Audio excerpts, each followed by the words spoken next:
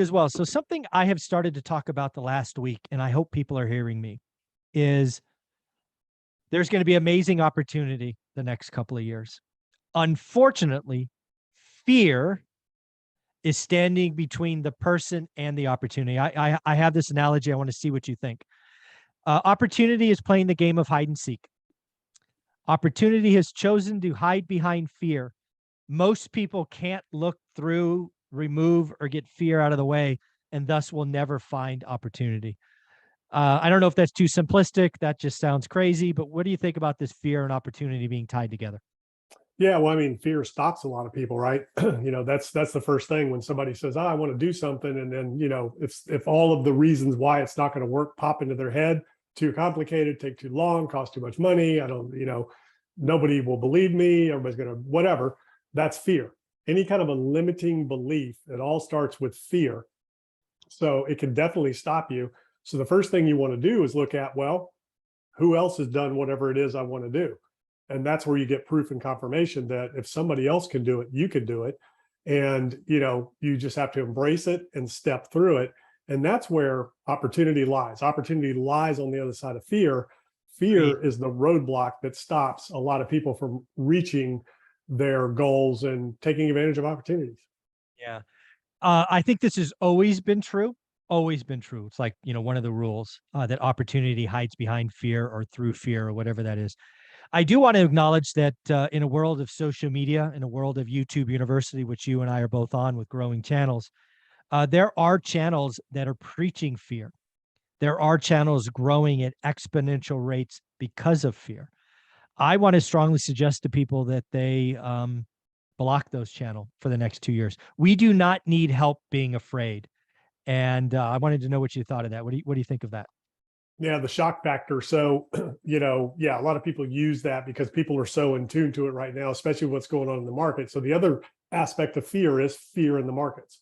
So where are the biggest opportunities? You be contrarian, you buy the fear, and you sell the relief, right? So you want to buy low, sell high, and the time to buy is when everybody else is afraid, everybody else is running.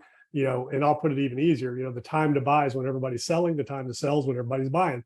So those are the things. But yeah, there's a lot of people out there talking about housing crash and, depression and, economic Armageddon and all these different things and the Great Reset. And, that's always been, clickbait. It's always been an attractor. It's, the news uses it for headlines and they want to play on people's fears because that's where a lot of the attention is and a lot of the attention goes. And it's easy versus taking the other side of the equation, being opportunistic and, being positive and showing people, yeah, good times never last, bad times never last. There's always opportunities in every cycle, but it's okay to be aware of certain things. But at some point, some of that stuff becomes nonsense, right? Some of it just doesn't make any sense. Like there's YouTubers out there saying that if the markets right now break below certain levels, it's going to be depression, and that, 10 years of the worst economic cycles we've ever seen. And I just don't think that's realistic.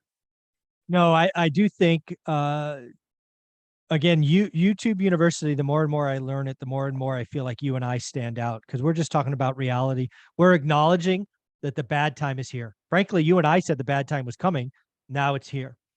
But as you have said, good times never last, bad times never last. Both are true statements.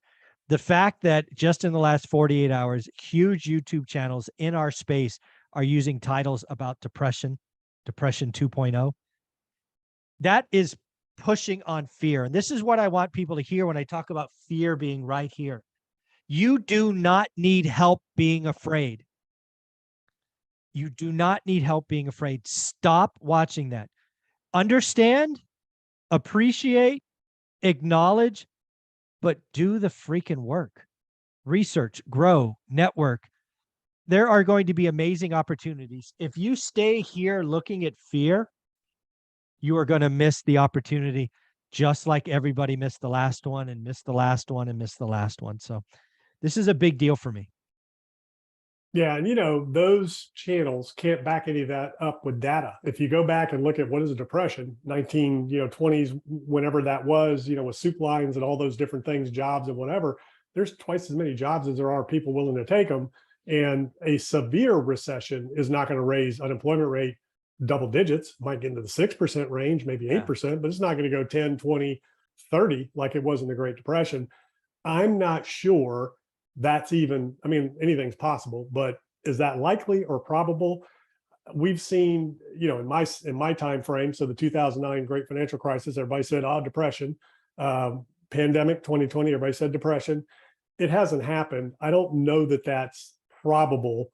I don't know that it's possible, although most things are possible. Anything's possible, you say, but the economy is too big now. There's too much growth. There's too much, just basic, sustainment of life that creates enough economic activity to ever avoid anything like that again in this country.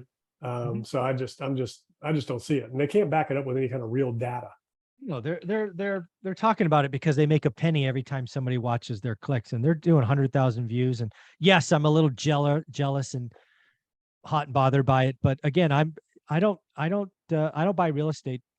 I buy real estate. I don't sell pennies at a time. So I think there's it works amazing the other way too. A lot of people built big channels on saying everything's going to the moon, Bitcoin. There's a couple of crypto YouTubers out there that built huge channels saying it's going to go to 500,000, it's going to go to a million. Yeah. So it works both ways. People feed on, FOMO, and they feed on, which is fear, right? Fear of missing out. So people feed on those emotions going both ways. And it's a YouTube trick. But let me tell you, anybody who's looking to build a YouTube channel, clicks are one thing, but clicks aren't everything. The worst thing you can do is have a great clickbait title and thumbnail, but when they click on the video, you don't keep them and retain their view. That's what kills your channel.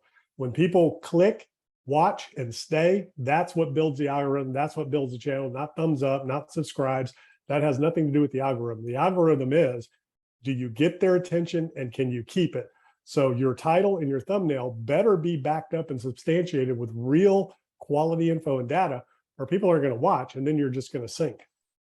There you go. I just have conversations. That's great. Yeah, that's what I do. Good. I just share what I know and what I've learned, and I'm not going to be right all the time. I'm not going to be wrong all the time. I just call it like I see it, and this is where we are, and we've got it right so far. Yeah, well, you and I have been pretty close. It's been fun to watch. Again, I think we're heading in.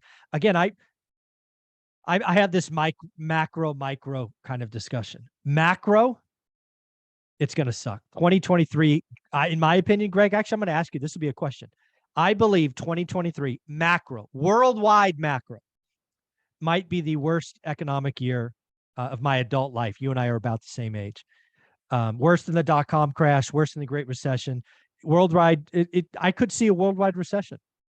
And so I think 2023 is going to be pretty yucky macro, but micro, Mike Zuber, Olivia, I think it's going to be great. We've built the stack. We're going to get seller finance deals, low down payment. It's going to be a great year for us individually, but macro, it's going to kind of suck. Yeah, I mean, there's a lot of risks out there from a global macro perspective. A lot of countries are, especially emerging markets, are in trouble, especially with the dollar going as high as it's gone and continuing its run. So, yeah, I mean, we're seeing some contractions in the market. We're nowhere near the biggest levels we've seen. We haven't reached 2009, even 2020. Market dipped 30-something% in 2020, dipped 50-something% in 2009. The .com, had some big contractions.